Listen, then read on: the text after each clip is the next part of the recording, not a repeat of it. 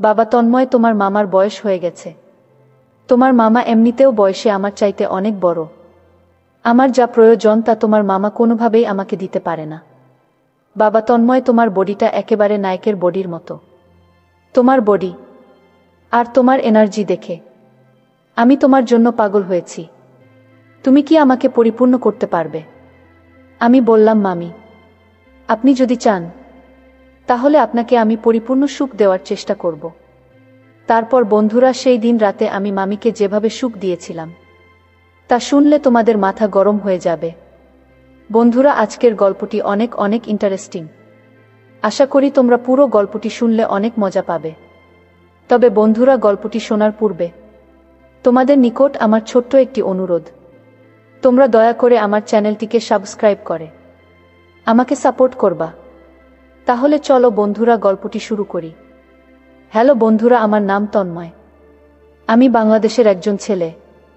আজকে আমি তোমাদেরকে বলবো কিভাবে আমার আপন মামির সাথে আমার একটি অন্যরকম সম্পর্ক হয়ে যায় এবং এর ফলে মামির সাথে আমার যেরকম মর্মান্তিক ঘটনা ঘটে যায় তার বিস্তারিত ঘটনা।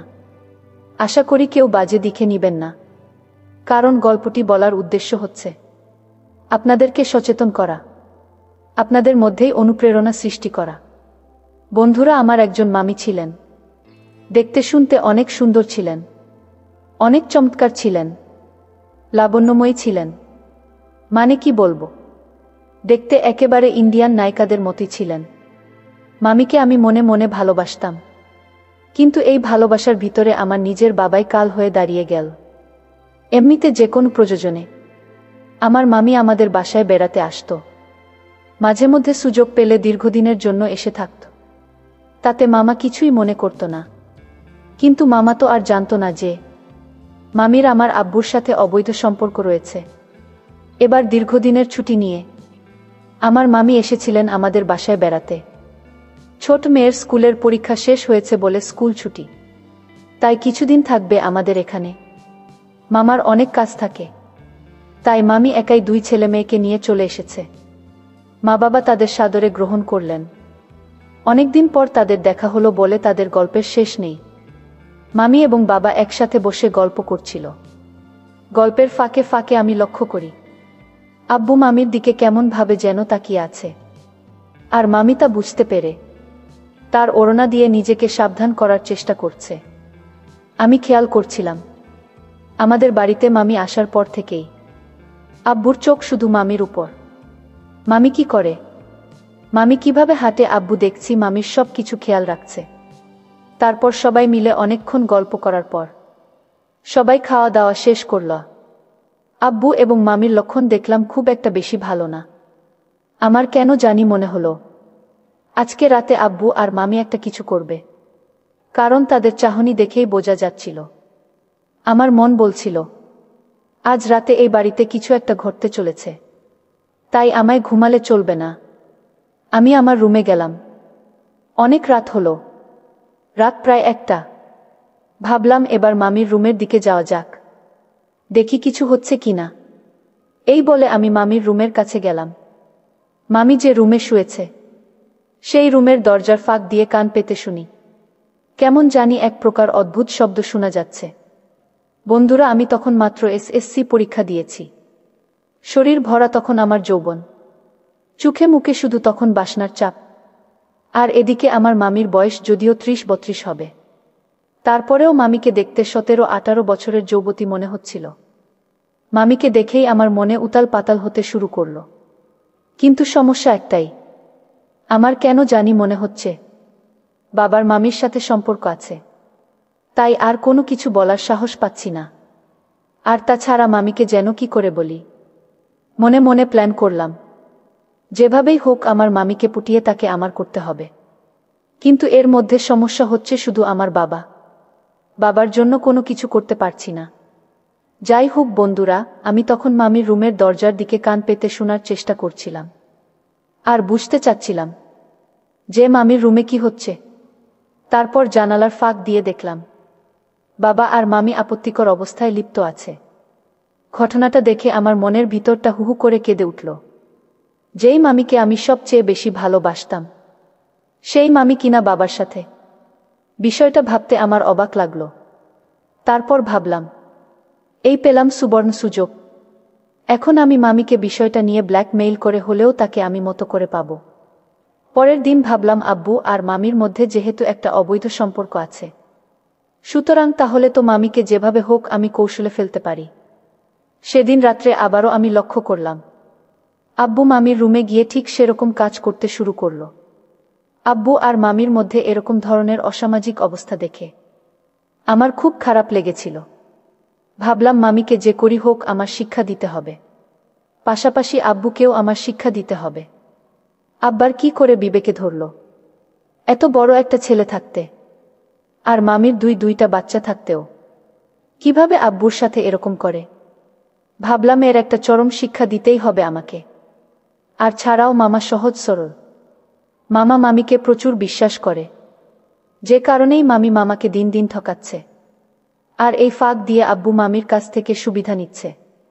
পরের দিন আমি ভাবলাম, আব্বু আর মামিকে যেভাবেই হোক আমি কৌশলে আনতে হবে, তাদের একটা ভিডিও আমাকে করতে হবে যে করি হোক।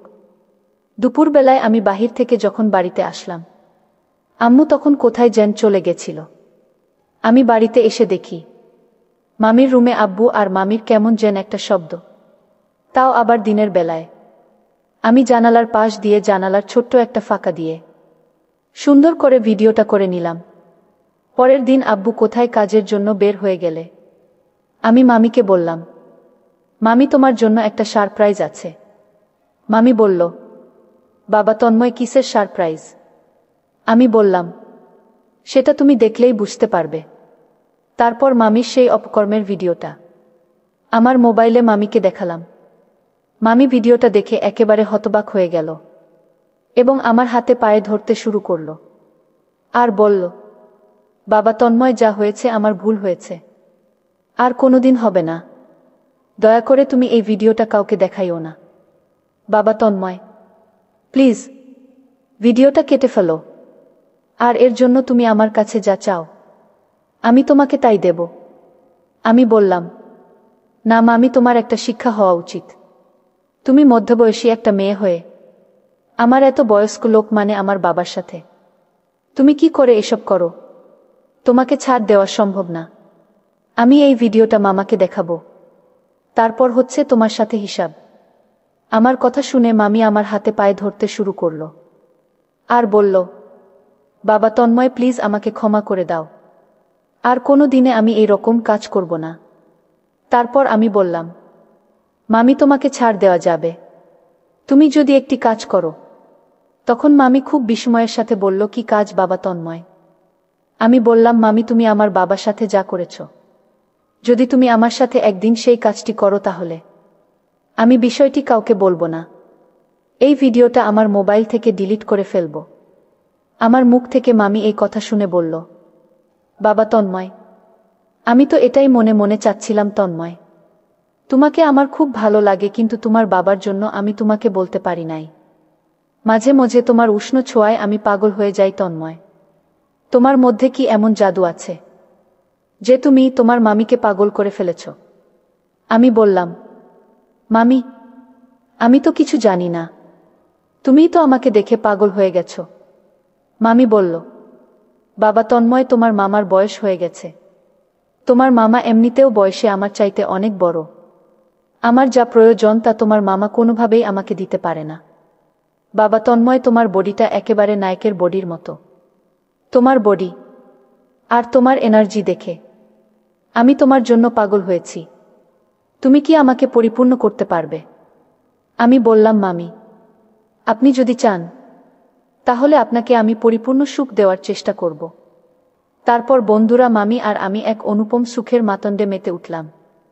বন্ধুরা, গল্পটি তোমাদের কেমন লাগলো অবশ্যই কমেন্ট করে জানাবে। বন্ধুরা, গল্পটি যদি তোমাদের ভালো লাগে তাহলে একটি লাইক দাও, আর তোমরা যদি এরকম ধরনের ইন্টারেস্টিং গল্প পেতে চাও তাহলে দয়া করে আমার চ্যানেলটিকে সাবস্ক্রাইব করে নিশ্চয়ই আমাকে সাপোর্ট করবা। ভিডিওটি দেখার জন্য তোমাদের সকলকে অসংখ্য ধন্যবাদ।